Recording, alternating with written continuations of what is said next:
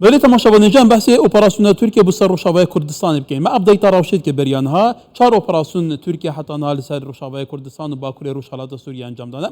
اف اپراسیون د سروبند هلبجاردن دا انجام داده. لترکیه هلبجاردن شهرداریان هنه، هلبجاردن پارلمانی هنه و لوی داویجی پشتی سیستم بوی سروکاتی هلبجاردن سروکاتی هنه. هر جاره هلبجاردن نزیک دبن لروشاوای کردستان درس چید با اپراسیون بیت انجام دان جبو کل ترکیه گلی جاران هفسانگیا هزید دگاره نتواپرس بالان بیت کشاندن. هلبت دبا گلی جاران جخل که روشاوای کردستان وسا حاضر کن که اگر 100 سال جاره که هلبجاردن لترکیه بیت انجام دان باشتر و سابل زوبز بیت انجام دان جبر کراوشان بوی آوایه. بريس بدر مالا رشيد ريبري نافان درامان يا لكولينان او بيجمان الاسطنبول اتجمع كاي بدر دماتا باش به تركيا دا خازا بيوندين باش دجل شامي دكه اسجيك في بيوندين رد دكه ودجل همو دجبرين خونها هول ددكو بيوندين باش ببن لدجل روش اوای كردستان او ريبريا لور هي بهمو اوای كي بيوندين رد دكه وباصرارك بو اجرو اسن سر درجه دجل بك تو في كي چاد بيني كده دما وباش واتم شوان مني جاتها باش براستي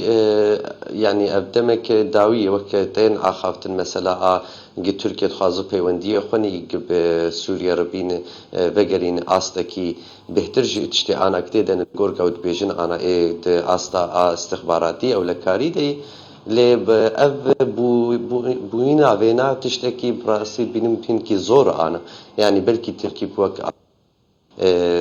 كابغاوي كيب عليه سياسته بدوي عليه بدوي عليه بدابيج له بنيا بينا في مثلا جريدا يقول لك ببرياري ناب دولتي بجريدا بهز سر عرضه بدندري سوري ده وجريدا بشروجا يعني اجش خلك سوري بيدانين جبر مثلا مثلا بس افغراندنا بيوندين هنيك بيونديه سياسي ناب دولت هذا جريدا بهجمارك يقول لك مظن به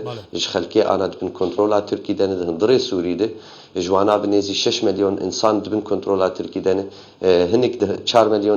مليون انسان هندري تركي بخدا نجيج سوريا اجي سوريين فوقت بحساب هيونديان ببه افجي بسر حسابي الهفكرنا كي امرو بهان بقرن بن كنترول دولتها سوري واز نباورم دولتها سوري جي يعني رجيم اسد انا بخازه جنيزي 7 مليون انسان دي سابقرن بن كنترول وينادد هندري سوري جبر ولو الجورنرين عمني جز دبينم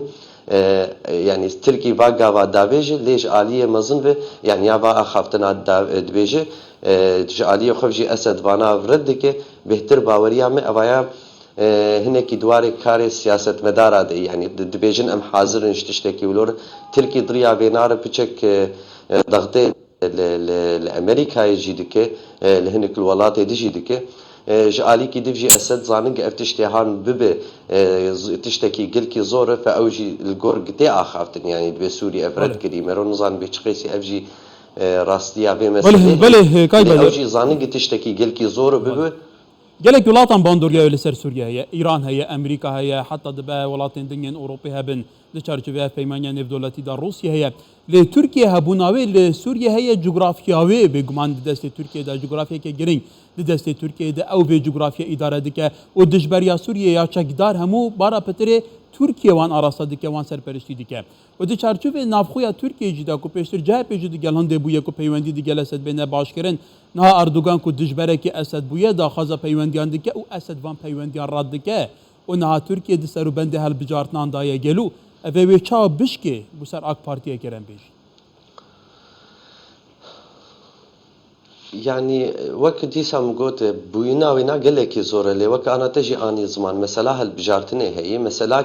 مثلا كي تجي هي بكريداي بقابي ناب دولتي يعني وقت أنا قلت تركيا تخاصت ضغطك دريا بير بك بري صالوني بكي دو صالا قال لك ولاتين عربا قابد آفيتن بآلية الهفكرنا كير بآلية أسد بكن فوقتك أنا وقت أني زمان جي قال لك تشكدارين أوبوزيسيون يعني قد بند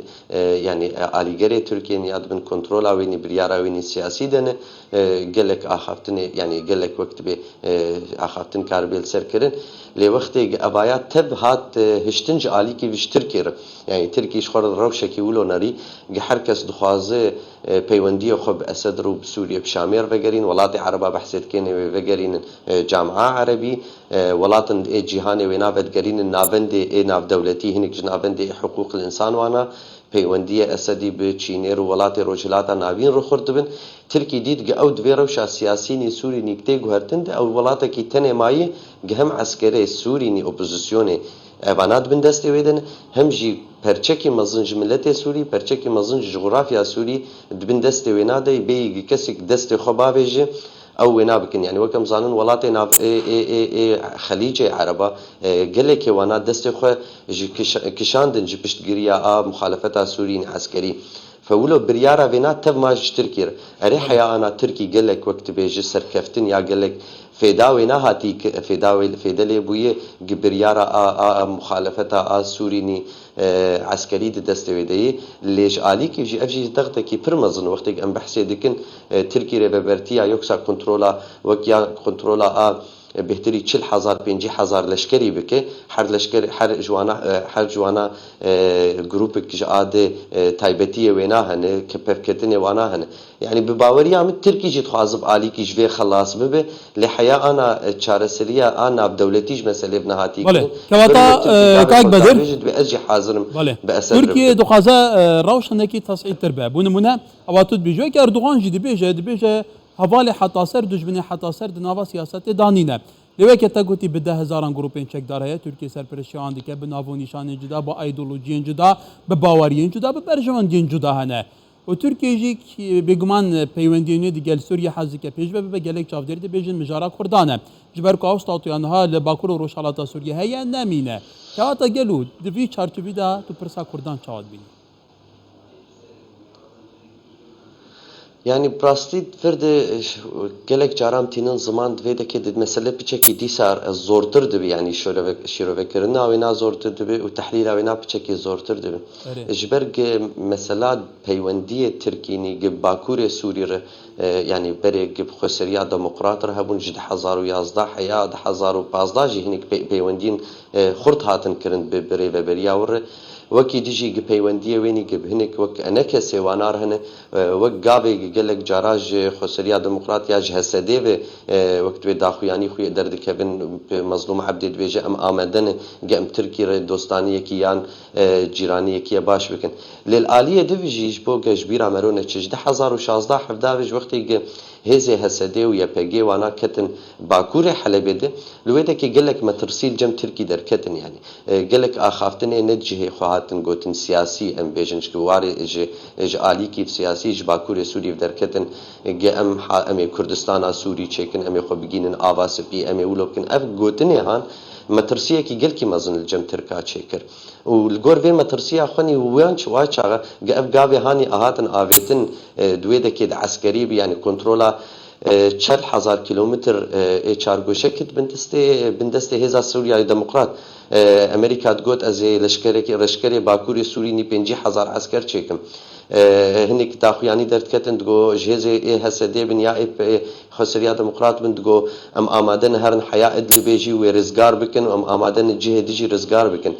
ev axaftin nêhan wextê em bêjin ji aliyê HSD be ji aliyê PYD ji aliyê Amerika bibe metirsîn gelkî mezin li ewlekarî li cem Tirkî çêkirin û ji 2016 û pê yani heya ana be nerînekî Tirkînî ji aliyê wê deke ji aliyê Bakurê Sûriyê hadanîn bêhtir nerînekî ewlekarî bûn li gor wê nagavê xwe davêtin lê ji alîkî divijî gelek cara Tirkî di anî ziman ji nûnerê enekesînî li vê deke vê meclisa Kurdî li anî ziman digo ka ev axaftinê wenî PYD rê bigên çi astê lê mixabin ew axaftin û danûstandinê Kurdînî gidvê dekê diçêbûn gelek cara astangî hatin jin kirin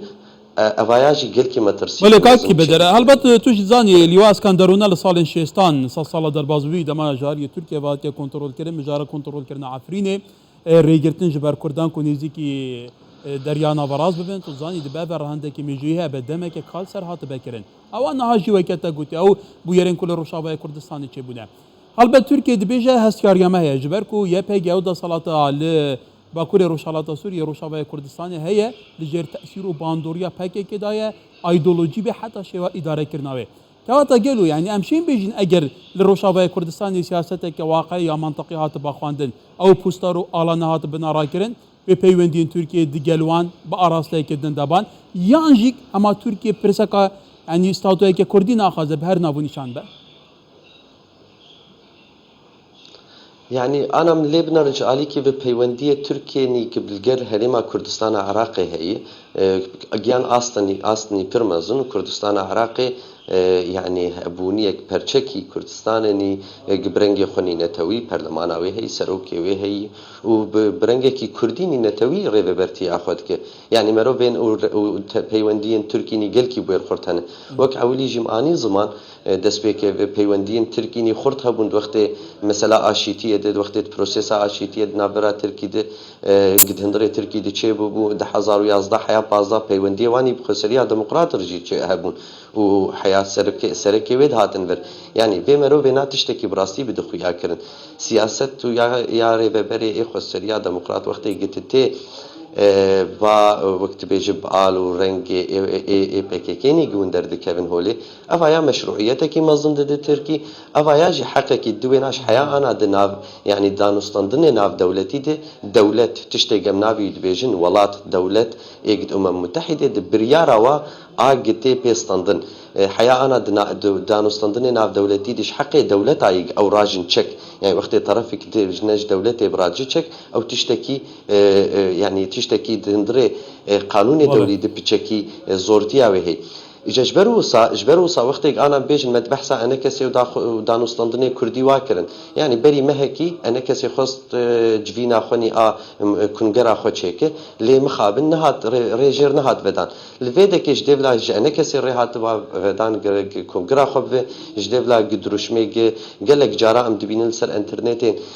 قدر دكبن قالك فيديو قالك ستران قش اي مزن كرنا هيزين اي بكين وفتبجروج افادر دكبن يعني براستي ڕێبەبەرتیا گلوێدەکێ تو نکارژ ئینسان ئاڕبێژە ئەزێ وسا بکەم لێڤی ئالیە دیژی ژمر باوەڕ بکەن یعنی ئەڤە هەن تو نکارژ دەولەت ئاڕبێ گوتنێ بێژە دەولەت لکارێتە و گاوێتە دنەڕن بڕاستی و ڕەنگێکتە ددخوا فأو ويرنجي ددن خو في أول ويرنجي فجرن جاء فرنجي هانش سر كردي روج آفا راكن دجمنايتيا كردي روج آفا بريجيما أسد ري بشاميري دجمنايتيا كردي روج آفا نب ولاتكي جيرانا ري نب عراقي ري نب إيراني ري نب تركي ري في أفا هان بيزلال كرن سپاس بريس بدر مالا رشید ریبەبەرێ ناوەندە ڕامانیا لێکۆڵینە ئیستانبولê ڕۆژێکی خوش.